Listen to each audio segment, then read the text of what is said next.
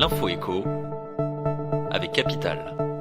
On commence par l'info pratique Capital. Malgré l'entrée en vigueur du prélèvement à la source, vous n'échapperez pas cette année encore à la déclaration de revenus. Fini la paperasse, néanmoins, il est désormais obligatoire de déclarer ses revenus en ligne via la plateforme impôts.gouv.fr. Le service ouvre ce mercredi. Si vous avez plusieurs semaines pour vous plier à ce rituel, n'oubliez pas la date limite.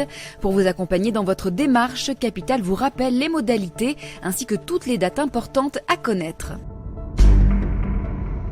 On passe maintenant au chiffre du jour. 600, c'est le nombre de radars double face qui devraient être installés en France d'ici 2021. Après les terribles radars tourelles, c'est au tour de ces radars nouvelle génération d'apparaître au bord des routes. Ils sont dotés d'un double système de photographie qui leur permet de flasher l'avant et l'arrière des véhicules en infraction. Avec cette technologie, les autorités pourront identifier plus précisément l'automobiliste fautif.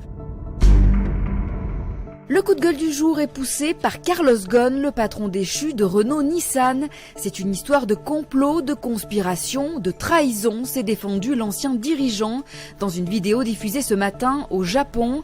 Dans ce message enregistré en anglais, Carlos Ghosn clame son innocence. « Je suis innocent de toutes les charges et de toutes les accusations », a assuré l'ancien PDG de Nissan. Il se dit victime d'un complot, mais aucun nom n'a été mentionné dans la vidéo diffusée.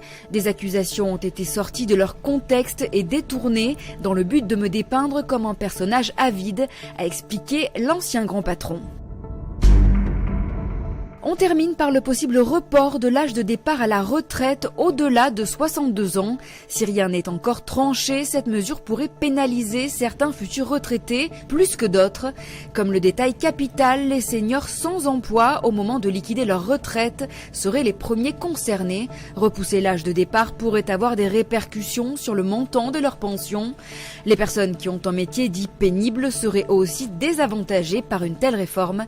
Toutes les explications sont à retrouver sur notre site. C'était l'Info écho avec Capital.